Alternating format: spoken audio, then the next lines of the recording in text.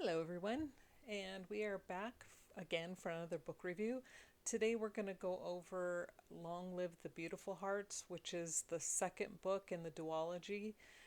Last week, we covered what is Bring Down the Stars, and of course, went over the poem, which was absolutely beautiful. The second half of the book clearly and obviously picks up where the last one left off, and that was when Weston and Connor and Autumn had kind of all gone their separate ways. Autumn found out that Connor wasn't the one who was writing the poems, and so she was in love with the person who was writing the poems because they touched her up, blah, blah, blah. You know, that whole typical scenario. Now, the second book picks up where Connor and Weston have joined the military. You know, Connor in a fit of rage and going against his family, instead of going and doing the family business or being what his dad wants him to be, he goes and joins the military. And then the mom's like, you know, don't let him go alone. And he's like, I won't. So then Weston gives up his whole entire life to go follow Connor into the military, and they serve together. And Autumn is off doing her thing in college. But anyway, then of course an incident happens in a war situation, and Weston sacrifices himself to save the life of Connor, and in the process of being almost mortally wounded, he was severely wounded and ended up paralyzed from the waist down, or he couldn't walk. I don't know if it was like lack of feeling or just couldn't walk. It's been a while since I've read the book. But anyway, so then it follows that whole thing, of course, where he's angry, and the back and forth with that. And then Autumn is, again, trying to work out her stuff. And then we find out in the process that Connor is now, he's moved away because he feels guilty because of what Weston has done. Not only did he find out that Weston was in love with his girlfriend, but his girlfriend ended up truly being in love with Weston's heart. And so he's feeling sorry for himself, rightfully so, maybe not rightfully so. Still, it is what it is. And so he takes off, he moves away. And then when Autumn's trying to find him, she finds out that Connor and her roommate, Ruby, are now together, living together. Ruby comes from a very well to do family. Connor comes from a very well to do family. So it's kind of funny in the end. The two poor kids end up together and the two rich kids end up together. So it's so funny. Um, but, in the end, of course, everybody gets what they want. Weston and Autumn work through all of their issues, and you know, the one good thing I would have to say, in the first book, I think it's in the first book and as well in the second book, that Weston's mom is kind of this flighty person. She just reminds me, and I can't remember where they lived, but she reminds me of the typical TV trailer park mom, the old rundown trailer park moms, and that's who she reminds me of. But, of course, she can't pick a decent guy to save her life, and then she ends up with the last guy, and he actually turns out to be a good, decent man. And he treats her well, he treats Weston well, and he actually works really hard to help mend fences between everybody. So I thought that was really good. He wasn't the typical stepfather. He actually turned out to be a good man. But so, I mean, in the end, it's like the typical romance. Weston gets his girl, Connor ends up with his girl, Autumn ends up happy. Weston ends up actually, instead of having one father, he has, three pseudo dads: his stepdad, his college professor, who is encouraging him to write and helping him bring out all of his creativity and getting his emotions through his writing, and then the owner of the cafe where Autumn worked. he kind of saw things as they were happening before the young people realized it. So, that was kind of cute. But, all in all, the second book, it it wasn't as good as the first book. I mean, again, that's why I kind of give the series a 3 out of 5 stars. It was predictable, nothing that kind of caught you off guard. There were some more of Weston's writing and poetry in the second book, but nothing like the first one. And I don't know how she could top that one anyway. I just think when she wrote that poem, Bring Down the Stars, for the Weston character, that was just like, wow, I don't think she could top it. But anyway, so, all in all, it was good. It's your typical romance. Everybody ends up happy in the end. So that was good, I guess. Um, Again, I've read the series twice and listened to it once, so I guess that's like 3 times total. A lot of, well, the last time that was so I could kind of refresh my memory so I could do these videos.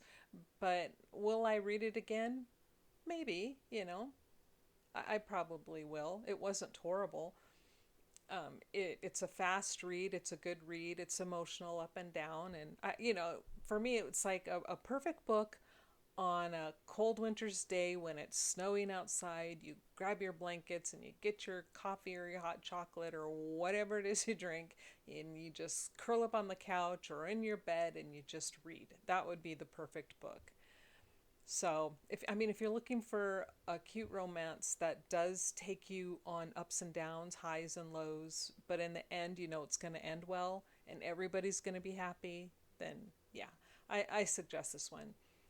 Again, 3 out of 5 stars, which I don't think is real bad because I'm actually I'm a hard grader.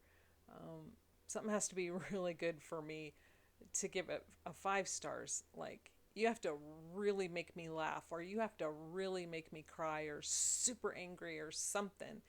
And yeah, it had some emotional pull to it, but it wasn't enough to have me give a real visceral response. But yeah, which brings me back to, because I had an extreme visceral response to the series. And I know I've gotten some slack from some of you guys.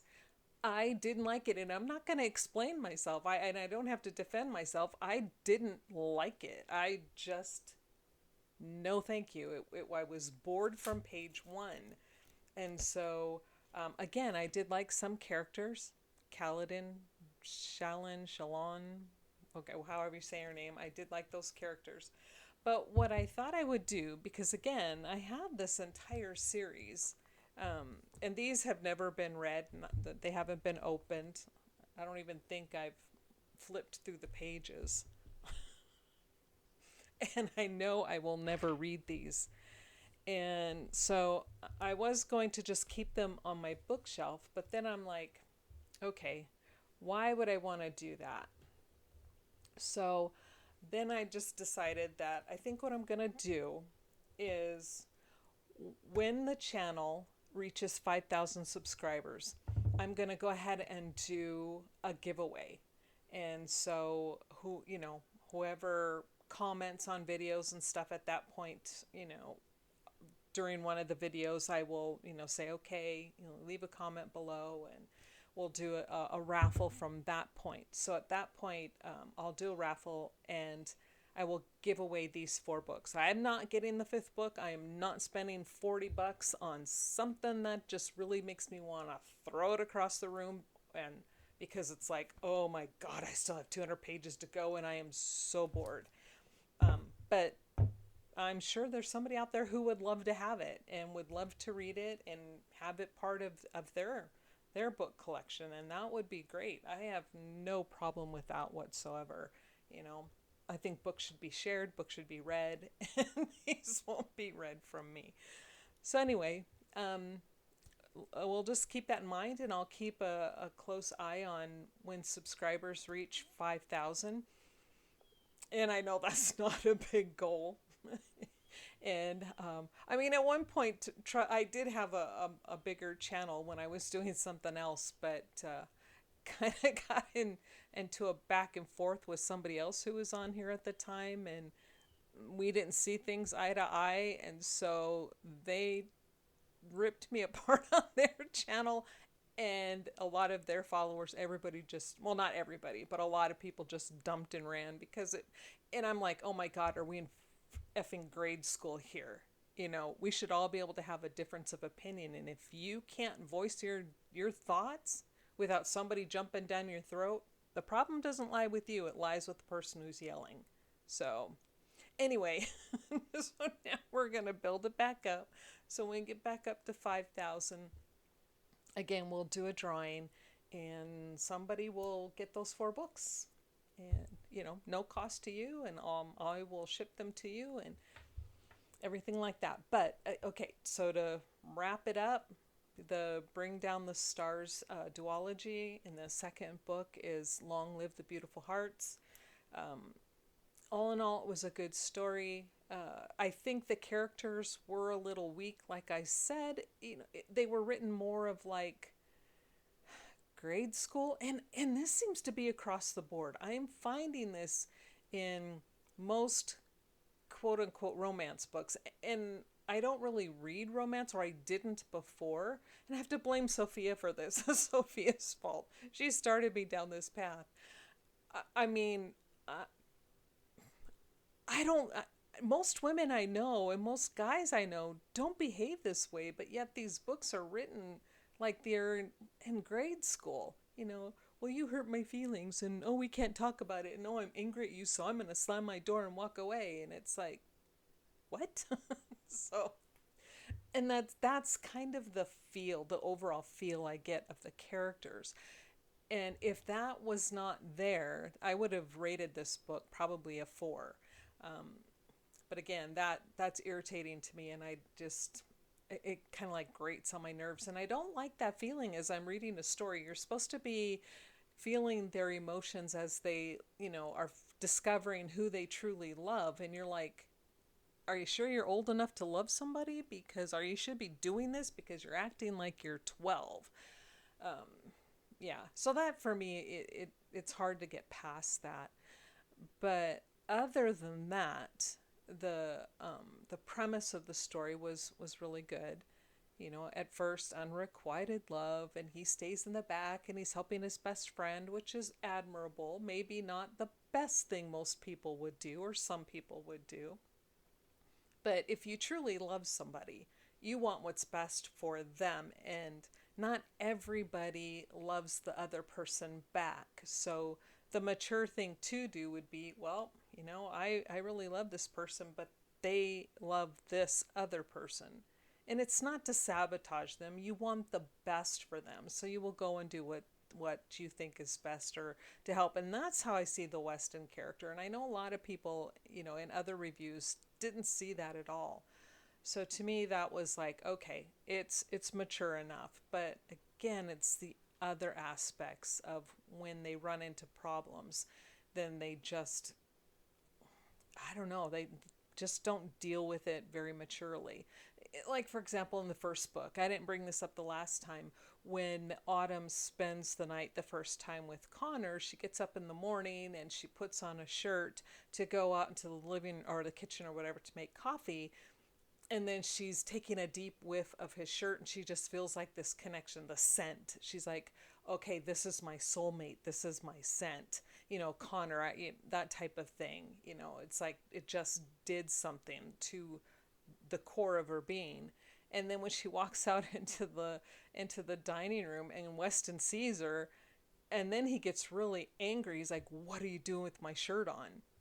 Okay, right there, ding, ding, ding. Most of us would go, oh my God, I connected with him. I didn't connect with Connor, but I just slept with Connor. Oh my God, what do I do now? Because, oh, holy cow.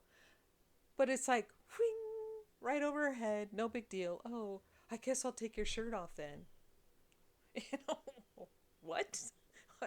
So, you know, that kind of thing, again, is really what took it down a notch for me. Now, if she had if Emma Scott had taken that and then had Autumn, wrote the story in a different way where the tug then would be there all the time between Autumn and Connor. I mean, she writes about it a little bit, but it's so in the background, it's completely muted because it's the constant need for Autumn to impress, Connor's family, and will Connor really care about her, and oh, she's having financial issues to get through college or university. Like I said, I can't remember which one it was. And that rings true for a lot of people, but still there just wasn't enough of that tension between Autumn and Weston. It was very, very muted. So, again, good story. I think, if you guys are looking for an easy read, a nice romance where, everybody, well, of course they all have a happily ever after, but in this case it's a really cute and a good happily ever after, then I suggest this one. And again, we'll keep our eye out for numbers, and when we hit 5,000, I will do a drawing and a giveaway for the Brian Sanders Stormlight series that I have. I have books 1 through 4, and we will be giving those away because they're just taking up room on my bookshelf. I had to actually get another bookshelf. I have two. I have that one and then this one. And this one over here are it has craft books, but then it also has like CDs and DVDs and stuff in it. This one has some DVDs, but I had to go out and get. Actually, I have two more bookshelves. I just don't have room, so I need to get rid of the ones I know I will not be reading. So anyway, hope you guys have a good day.